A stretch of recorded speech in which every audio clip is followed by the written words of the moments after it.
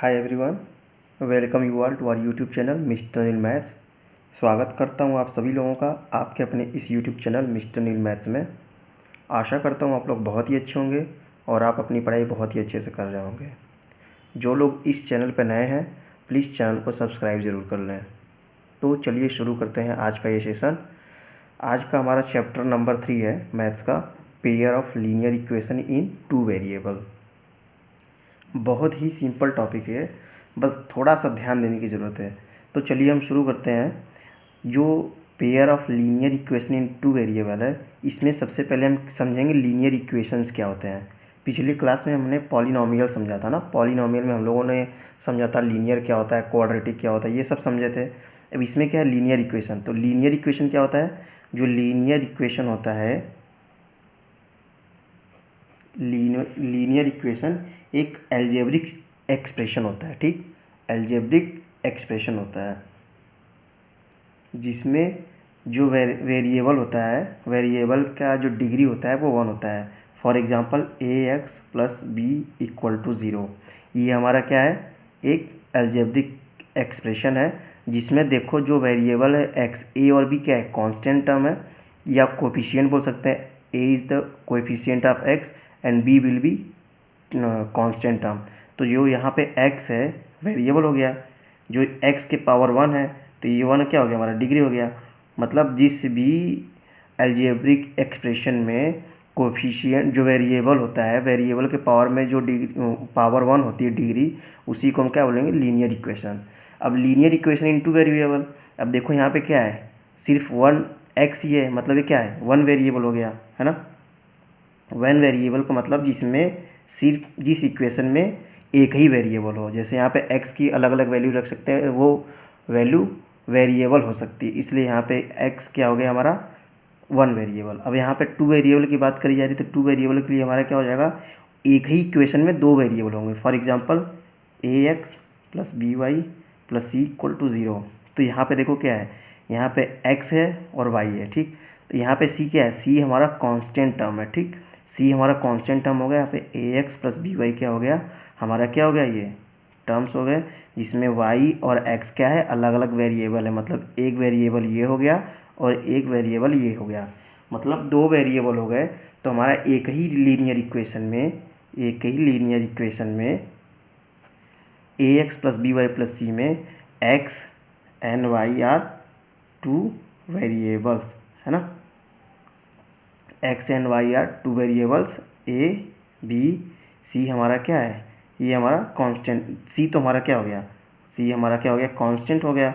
और a और b क्या हो गया, हमारा कोएफिशिएंट हो गया। कोएफिशिएंट किसका हो गया, x एंड y का।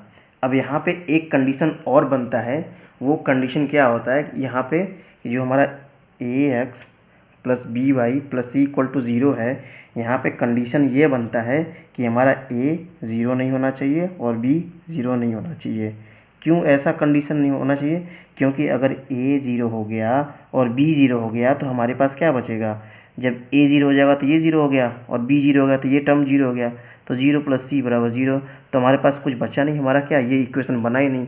तो हमारा कंडीशन यही होता है कि linear equation in 2 variable equation में a और b 0 नहीं होने चाहिए। ठीक, और एग्जांपल से समझ लेते हैं। जैसे हमारे पास क्या है, 5x प्लस 3 इक्वल टू 0। यहाँ पे देखो क्या है, एक ही वेरिएबल x है, तो हमारा क्या होगा, ये लीनियर इक्वेशन इन 1 वेरिएबल। अब यहाँ पे अगर 2 वेरिएबल की बात करेंगे तो समझ लो हमारे के पास क्या होगा, 5x plus 2y plus 3 equal to 0। अब यहाँ पे हमारा क्या है, x and y are 2 variables and 5 and 2 are the coefficient of x and y respectively, है। तो हमारा क्या हो जाएगा, 5 and 2 is coefficient of x and y और 3 हमारा क्या हो गया, कांस्टेंट टर्म। तो हमारा क्या हो जाएगा, वह लीनियर इक्वेशन इन 2 वेरिएबल। अब यहाँ पे जो चैप्टर है, चैप्टर का नाम है पेयर। और पेयर का नाम ही, पेयर मीन्स क्या होता है, पेयर मीन्स जोड़ा। कोई भी चीज़ का पेयर मतलब जो कोई भी चीज़ हो वो 2 होती है। तो यहाँ पे हमारे पास जो इक्वेशन होगी वो 2 होनी चाहिए, है ना। तो जो भी इक्वेशंस होगी वो हमारे पास, अगर 2 इक्वेशंस है, लीनियर इक्वेशंस 2 वेरिएबल में, तो उसको हम क्या बोलेंगे, pair of linear equation in 2 variable. For example a1x plus b1y plus c1 equal to 0, a2x plus b2y plus c2 equal to 0। अब देखो यहाँ पे क्या है, यहाँ पे देखो हमारा x वाई यहाँ भी है, यहाँ भी है, लेकिन यहाँ A1 A2 B1 B2 ये अलग अलग हो गया। तो यहाँ पे हमारा क्या हो गया, एक लीनियर इक्वेशन ये हो गया, एक लीनियर इक्वेशन हो गया। मतलब ये linear equation in two variable, क्योंकि दो वेरिएबल है। दूसरे वाले में भी हमारा कोएफिशिएंट अलग अलग हो गया है ना। तो ये हमारा क्या हो गया, एक ये है एक ये है, मतलब हमारा क्या हो गया, दो हो गया। दो मतलब क्या हो गया, पेयर, मतलब pair of linear equation in two variable. यही हमारा क्या है, चैप्टर है, pair of linear equation in two variable. अब हमने यहाँ पे ये समझ लिया कि pair of linear equation in two variable क्या होता है। अब इसका हम मेथड फाइंड करेंगे, इसको सॉल्व कैसे करते हैं। हमने तो यहाँ पे बेसिक सी बातें समझ ली कि हमारे इक्वेशंस क्या होते हैं, लीनियर इक्वेशंस क्या होते हैं, वेरिएबल्स क्या होते हैं, टू वेरिएबल्स में क्या होते हैं, पेयर क्या होते हैं, ये सब तो हम समझ लिए। अब ये समझने के बाद हमें क्वेश्चंस जब एग्ज़ाम्स में आएंगे तो क्वेश्चंस कैसे आएंगे, तो चलिए देखते हैं आगे। अब देखो नेक्स्ट टॉपिक है method to solve pair of linear equation in two variable. अब यहाँ पे हमें क्या, दो वेरिएबल दिए रहेंगे, उस दोनों वेरिएबल में हमको सॉल्व करना पड़ेगा। तो यहाँ पे हमें दो मेथड होते हैं, एक तो ग्राफिकल मेथड होता है और दूसरा क्या होता है, एल्जेब्रिक मेथड। मतलब दो मेथड क्या क्या हो, ग्राफिकल मेथड एंड दूसरा एल्जेब्रिक मेथड। तो एग्ज़ाम्स में क्वेश्चंस दो इक्वेशन आ जाएगा, दो इक्वेशन में लिखेगा कि इसके कितने सॉल्यूशंस होंगे, हैं इनफाइनाइट सॉल्यूशंस होंगे कि फाइनाइट सॉल्यूशन होंगे, या ओनली वन सॉल्यूशन होंगे, है ना, कंसिस्टेंट होंगे या इनकंसिस्टेंट होंगे। तो ये हमारे पास ग्राफिकल मेथड पे तीन टाइप्स के प्रकार हैं। इसको हम एग्जांपल्स के थ्रू समझ लेते हैं कि इसमें हमारा क्या क्या कितने सॉल्यूशंस आएंगे, कंसिस्टेंट होंगे कि नहीं होंगे, और वो जो दोनों लाइन होंगी वो दोनों लाइन इंटरसेक्ट करेगी या पैरेलल होगी, ये सब चीज़ें देखेंगे। पहली बात ये ध्यान रखो कि यहाँ पे ग्राफिकल मेथड है ना, तो जब भी ये बात ध्यान में रखना कि जो लीनियर इक्वेशंस होते हैं, लीनियर इक्वेशन के जब हम लाइन पे ड्रॉ करेंगे पेपर पे, तो वो हमारा क्या होता है, एक स्ट्रेट लाइन होता है। ठीक, एक स्ट्रेट लाइन होता है जो हमारा क्या, ग्राफिकल मेथड। अब यहाँ पे हम दो पेयर की बात कर रहे हैं, लीनियर इक्वेशन की बात कर रहे हैं, तो यहाँ पे हम पहला लेते हैं। पहला कंडीशन क्या है, चलो पहले एक क्वेश्चन लिख लेते हैं, उस क्वेश्चन के बेसिस पे हम देखेंगे समझेंगे क्या होता है। For example we have two equations, है ना। तो पहला जो पहला फॉर्म है ये A1/A2 not equal to B1/B2। हम क्वेश्चन जब हमें एग्ज़ाम में देखने को मिलेगा कि दो इक्वेशन है और उसमें पूछेगा कि इसके कितने सॉल्यूशंस हैं, कंसिस्टेंट है या नहीं है, ये दोनों लाइन पैरेलल है कि इंटरसेक्ट कर रही, तो जब ऐसे क्वेश्चंस आएगा तो हम क्या करेंगे, पहले जो दोनों इक्वेशन है दोनों इक्वेशन के फॉर्म को देखेंगे। देखो ये क्या होगा, A1x plus B1y plus C1 के फॉर्म का है, और ये क्या है, ये यहाँ पे हमने लिख रखा है। दूसरा इक्वेशन क्या है, A2x plus B2y plus C2 के फॉर्म का है। तो यहाँ से हम कंपेयर करके A1A2 और B1B2 निकालेंगे ना। तो यहाँ से A1 बराबर क्या हो जाएगा, यहाँ से लिखेंगे तो हमारा क्या हो जाएगा, A1 बराबर 2 एंड B1 बराबर क्या हो जाएगा 3, और यहाँ से हम लोग क्या निकालेंगे, A2 बराबर क्या हो जाएगा 3 एंड B2 बराबर क्या आ जाएगा 4। अब यहाँ जैसे ही आएगा हम कंपेयर करेंगे A1/A2 और B1/B2 बराबर है कि नहीं है। तो A1/A2 है ना, और B1/B2, इसको जब हम कंपेयर करेंगे तो A1/A2 2/3 और ये क्या हो गया 3/4। अब ध्यान से देखो यहाँ पे 2/3 3/4 बराबर है नहीं, बराबर है नहीं, तो हम इसको क्या कट कर देंगे।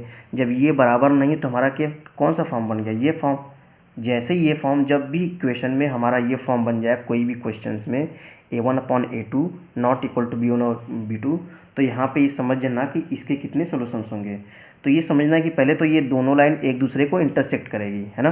तो समझ लो कि हमारे पास ये इसकी लाइन है, ये होगी लाइन, सपोज मान लो कि इसकी लाइन ये हो गई, तो दूसरी लाइन हमारा कैसे भी होगा वो एक जगह इंटरसेक्ट करेगा ही करेगा।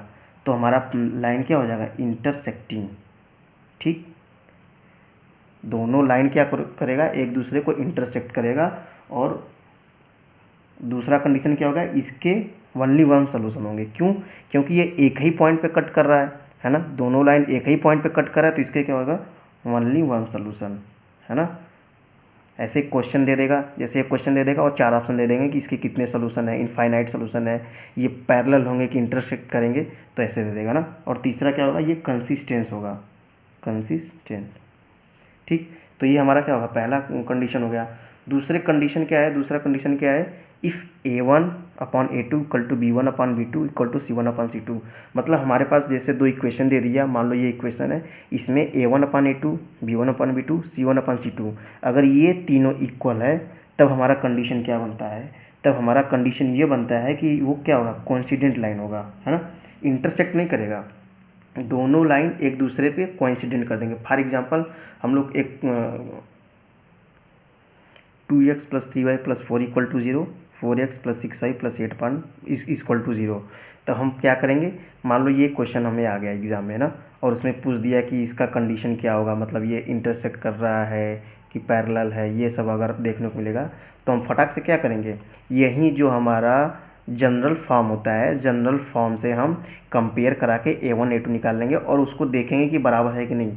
तो हम क्या लिखेंगे, A1/A2 क्या हो जाएगा, अब डायरेक्ट मैं लिख रहा हूँ ना, अब बार बार ऐसे नहीं लिखूंगा कि यहाँ पे A1 2 है, B1 3 है, C1, ऐसे नहीं लिखूँ, डायरेक्ट लिख रहा हूँ ना। तो A1/A2 क्या हो जाएगा, 2/4 है ना, बराबर B1/B2 क्या हो जाएगा, 3/6, 4/8 है ना। इसको कैंसिल करेंगे तो क्या हो जाएगा, 1/2, 3 1 या 3 2 या 6, ये भी 1/2 और ये भी 1/2 हो जाएगा, है ना। अब देखो यहाँ पे कंडीशन हमारा क्या बन गया कि तीनों में क्या है, दोनों इक्वेशन के साथ जो दोनों इक्वेशंस दिया हुआ है, इसमें A1/A2 equal to B1/B2 equal to C1/C2, जब तीनों बराबर हो जाएंगे तो हम यहाँ पे क्या बोलेंगे कि जो हमारा ये मान लो कि कोई लाइन है, ये है लाइन, मान लो ये पहला लाइन है और ये दूसरा लाइन है, तो ये दूसरी पहला और दूसरा लाइन जब ये तीनों बराबर हो जाएगा तो ये समझ लो कि ये हमारा पहला लाइन है और दूसरी लाइन भी इसी पे क्या होगी, कोइंसिडेंट कर जाएगी। मतलब कि यहाँ पे L1 होगा, मतलब लाइन 1, और L2 दोनों एक ही पे, मतलब क्या हो जाएगी, कोइंसिडेंट हो जाएगी, है ना। और देखो कोइंसिडेंट हो जाएगी तो मतलब अब बहुत सारे सोल्यूशन मिल जाएंगे, है ना, यहाँ भी पॉइंट हो सकता है, यहाँ भी पॉइंट हो सकता है, यहाँ भी पॉइंट हो सकता है। यहाँ पे क्या सिर्फ एक ही पॉइंट पे इंटरसेक्ट कर रहे थे, ये तो हर पॉइंट पे इंटरसेक्ट कर रहे हैं, इंटरसेक्ट मतलब एक ही लाइन पे ही है, तो हमारा क्या हो गया, कोइंसिडेंट हो गया और एक इंटरसेक्टिंग हो गया। ये मान लो यहाँ पे L1 L2 लिख लेना, तो ये L1 L2 एक दूसरे पे क्या ओवरलैप हो गया, ओवरलैप होने का मतलब क्या हो गया, हमारे यहाँ कोइंसिडेंट हो गया, और इसके क्या हो गया, इनफाइनाइट मेनी सोल्यूशन। यहाँ पे क्या एक पॉइंट की वजह से वन सोल्यूशन था, यहाँ पे बहुत सारे पॉइंट है और कितने सारे पॉइंट होते हैं, हमारा क्या हो जाएगा, ये इनफाइनाइटली मेनी सोल्यूशन हो जाएगा, इनफाइनाइटली मेनी सोल्यूशन, है ना। और ये भी हमारा क्या हो जाएगा, ये भी हमारा क्या कॉन्सिस्टेंट, ठीक।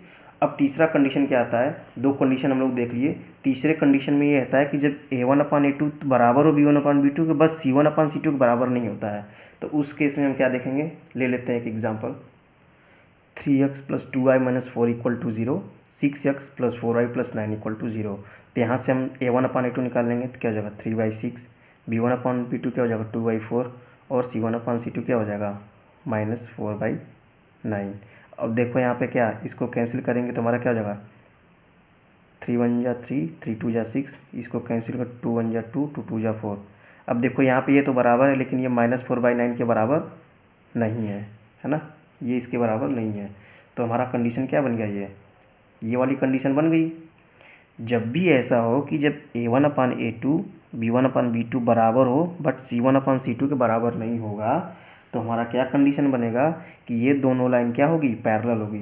अब मान लो ये लाइन L1 है, इसकी लाइन L2 है, तो दोनों लाइन क्या होगी, ये दोनों बराबर होने चाहिए, कोएफिशिएंट ऑफ x ये A2 ये हमारा क्या होगा, ये बराबर हो, लेकिन C1/C2 इसके बराबर नहीं होगा, तो हमारा क्या होगा, ये पैरेलल लाइन होगी, है ना, पैरेलल लाइन होगी। मतलब हमारा एक लाइन L1 ऐसे जा रहा है तो दूसरी लाइन भी क्या हो जाएगी, ऐसे ही जाएगी L2, है ना, पैरेलल लाइन हो जाएगी। और इसका देखो अब एक दूसरे को क्या, एक दूसरे के पास में ही नहीं है, जब पास में नहीं तो कोई पॉइंट ही नहीं मिलेगा, जब कोई पॉइंट एक दूसरे में कॉमन ही नहीं है तो हमारा क्या हो जाएगा, नो सोल्यूशन, ठीक, नो सोल्यूशन।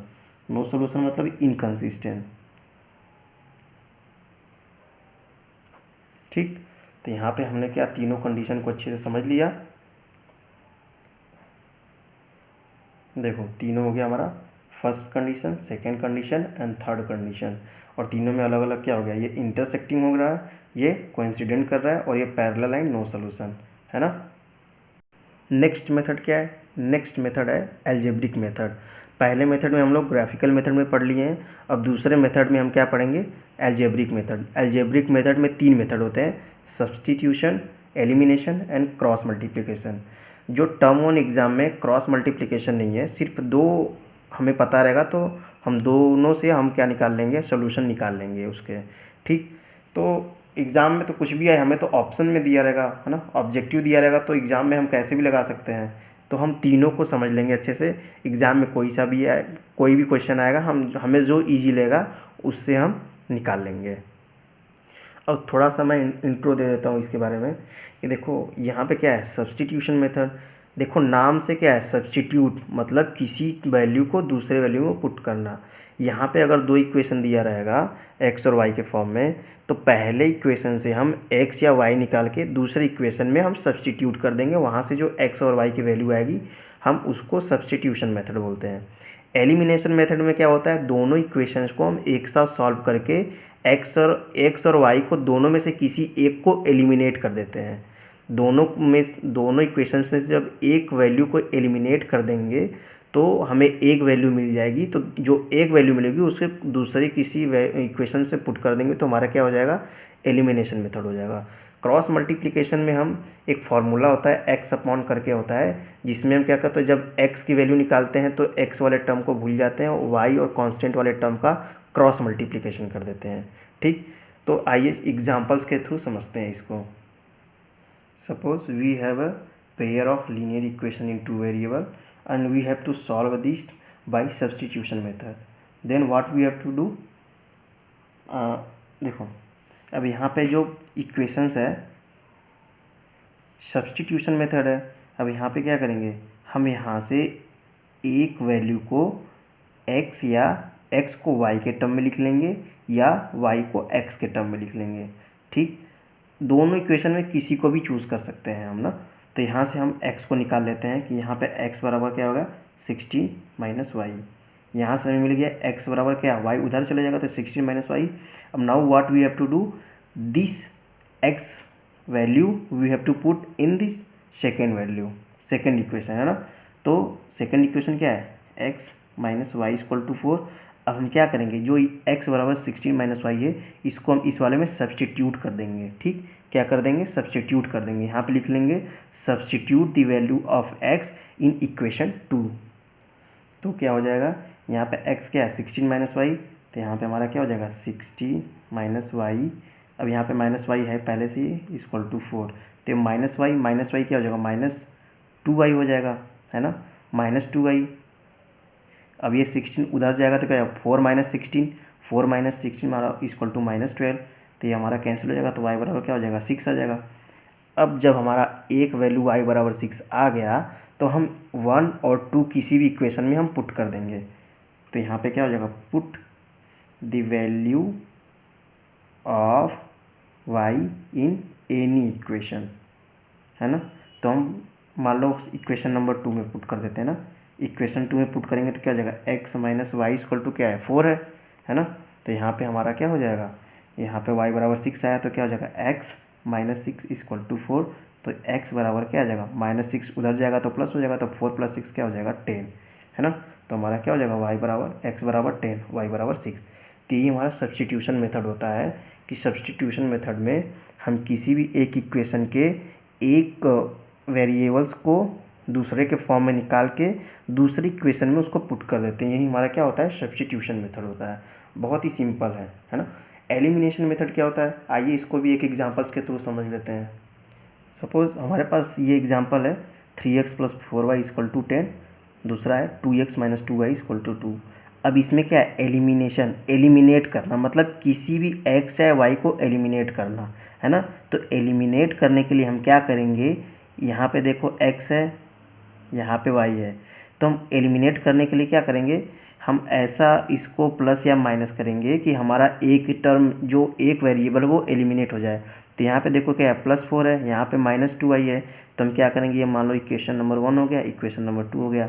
तो हम क्या करेंगे, मान इसमें इक्वेशन नंबर 2 में 2 से मल्टीप्लाई करेंगे तो क्या हो जाएगा, ये 2 2 जा 4x माइनस 2 2 जा 4y इक्वल टू 2 2 जा 4, है ना। अभी हमारा अलग इक्वेशन बन गया। अब हम पहले वाले इक्वेशन के यहाँ पर देख लेंगे, 3x + 4y इक्वल टू 10। अब ये हमारा क्या हो गया, यहाँ पे हमारा क्या हो गया, तीसरा इक्वेशन बन गया और ये हमारा पहला इक्वेशन है। अब क्या कर, देखो यहाँ पे 4y है, यहाँ भी 4y है, अब यहाँ पे माइनस प्लस है। अब जब भी 4y आ गया तो इसको हम क्या कर देंगे, या तो प्लस कर देंगे या तो माइनस कर देंगे हम, अकॉर्डिंग टू क्वेश्चन। अब यहाँ पे पहले माइनस है, यहाँ पे प्लस है, जब यहाँ प्लस माइनस है तो कैंसिल हो जाएगा। अगर यहाँ माइनस हो, यहाँ भी माइनस होता तो हम साइन चेंज कर देते। जब ये हम क्या कर देंगे, ऐड कर देंगे ना, तो 4 और 3 क्या हो जाएगा, 7x इक्वल टू 4 + 10 क्या हो जाएगा, 14। तो यहाँ से x बराबर क्या हो जाएगा, 2। बस अब क्या करना है, x की वैल्यू किसी एक इक्वेशन में पुट कर दो, है ना। Put the value of x in any equation, है ना। तो हम मान लो इक्वेशन नंबर 1 में पुट कर रहे हैं ना, तो हमारा क्या हो जाएगा, 3 × x क्या है, 2 + 4y इक्वल टू 10। तो 3 2 जा 6 हो गया, तो 4y इक्वल टू 10। अब 3 2 जा 6, उधर जाके क्या हो जाएगा, माइनस हो जाएगा 6। तो हमारा क्या हो जाएगा, 10 - 6 बराबर 4 हो जाएगा, मतलब 4y, y बराबर क्या हो जाएगा, 1। हमारा क्या है, यहाँ पे x बराबर 2 आ गया, यहाँ y बराबर 1। तो हम क्या करेंगे, इसमें हम ऐसे देखेंगे कि दोनों इक्वेशंस को किसी एक वेरिएबल को हम मल्टीप्लाई करके, एडिशन या सब्ट्रैक्शन करके उसको एलिमिनेट कर देंगे। एलिमिनेट कर देंगे तो हमारा एक वेरिएबल का फॉर्म हो जाएगा। देखो यहाँ पे ये एलिमिनेट हो गया, कैंसिल हो गया, तो 7x बराबर 14 हो गया ना। तो हमारा क्या सिंगल वेरिएबल हो गया। सिंगल वेरिएबल के लिए हमें कुछ करना नहीं है, वो तो सीधा सीधा आ जाएगा। तो हमारा x की वैल्यू जो भी आ जाएगी उसको हम पुट कर देंगे किसी दूसरे इक्वेशन में। जब दूसरे इक्वेशन में पुट कर देंगे तो हमारी दूसरे की वैल्यू आ जाएगी। अब इसमें हम ऐसा नहीं कि हम y को ही कैंसिल कर सकते हैं, यहाँ पे हम x को भी कैंसिल कर सकते हैं। x को कैंसिल करने के यहाँ पे 3 है, यहाँ पे 2 है, तो इसमें 2 से मल्टीप्लाई करेंगे तो ये 6 हो जाएगा, इसमें 3 से मल्टीप्लाई करेंगे तो ये 6 हो जाएगा, तब कैंसिल हो जाएगा।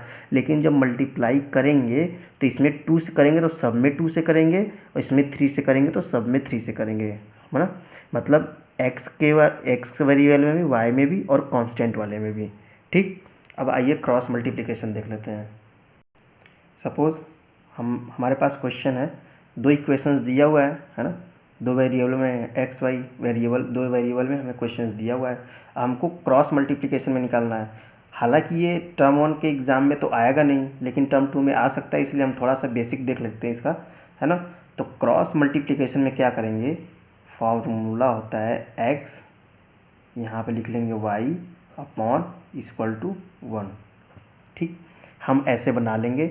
अब क्या करेंगे, अब देखो यहाँ पे x है तो x के टर्म को भूल जाएंगे दोनों में, और नीचे ऊपर क्रॉस मल्टीप्लिकेशन कर देंगे। यहाँ पे देखो जब भी क्वेश्चंस में इधर उधर दिया हुआ ना, तो एक जनरल फॉर्म जो होता है ax + by + c = 0, उसको उस फॉर्म में लिखेंगे। ऐसा नहीं कि यहाँ पे -5 है, यहाँ y है, ऐसा नहीं। उसको एक फॉर्म में लिखना कि यहाँ पे x हो जाए, यहाँ y हो जाए, और यहाँ पे कांस्टेंट टर्म वाला हो जाए, ठीक। तो यहाँ पे जब भी x ऐसे लिख लेंगे पहले क्रॉस मल्टीप्लिकेशन, यहाँ x = y अपॉन में लिखेंगे। अब जब x की बारी आएगी तो x को हम ऐसे ढक लेंगे, x को ढकेंगे तो हमारा क्या बच गया, यहाँ पे 1 - 8 क्रॉस मल्टीप्लिकेशन करेंगे ना, मतलब y का कांस्टेंट c के साथ और इसका इसके मतलब क्रॉस, है ना। इसलिए इसका मेथड क्या है, क्रॉस मल्टीप्लिकेशन। क्रॉस मल्टीप्लिकेशन में जब भी हम मल्टीप्लाई करेंगे तो बीच में माइनस का साइन देंगे। तो यहाँ पे हमारा क्या हो जाएगा, ये अगर देखेंगे तो क्या हो जाएगा, a1 b1 c1, तो हमारा क्या हो जाएगा, b1 हो जाएगा। तो क्या हो जाएगा b1, और ये हमारा क्या हो जाएगा c3, b1 c3 माइनस का क्या हो जाएगा, ये c1 है, और ये हमारा क्या है, यहाँ पे c2 है ना, b1 c2, और ये हमारा क्या हो जाएगा c1, ये c1, ये हमारा क्या हो जाएगा b2, c1 b2, है ना। ऐसे ही हम y के साथ लिख लेंगे, y का लिखेंगे तो इसको ढक लेंगे, तो हमारा क्या हो जाएगा a1 c2, है ना, a1 c2 minus c1 a1, c1 a2, c1 a2। अब यहाँ पे 1 किसके लिए, कांस्टेंट के लिए है, कांस्टेंट हमारा क्या है C1 C2 है, तो हमारा इसको ढक लेंगे तो हमारा क्या है x और y का टर्म बच जाता, क्या होगा A1 B2 minus B1 A2 है ना। तो x रहेगा तो a को नहीं हटा के B1 C2 minus C1 B2 equal to y upon A1 C2 minus ये कर लेंगे, है ना। अब इसमें करने के बाद हम क्या करेंगे, x को एक बार इसके साथ बराबर कर देंगे और y को इसके साथ बराबर कर देंगे, तो हमारी x और y की वैल्यू आ जाएगी। ठीक, तो इसको हम नहीं करेंगे, हमारा यही मेथड ही सही है। तो हम दोनों मेथड को अच्छे से देख लेंगे, फिर आने वाले वीडियो में, नेक्स्ट वीडियो में हम लोग कुछ क्वेश्चंस देख लेंगे। ठीक है, तो आप लोग स्क्रीनशॉट लेना चाहते हैं तो ले सकते हैं। ये पहला है, ये हमारा ग्राफिकल मेथड वाला तीनों है ना, और ये हमारा है बेसिक कॉन्सेप्ट जो हमने स्टार्ट किया था। तो आज के लिए इतना ही रखते हैं। तो खुश रहो, मस्त रहो और अच्छे से पढ़ाई करते रहो और अपने माता पिता का सम्मान करो। जय Hind and love you all.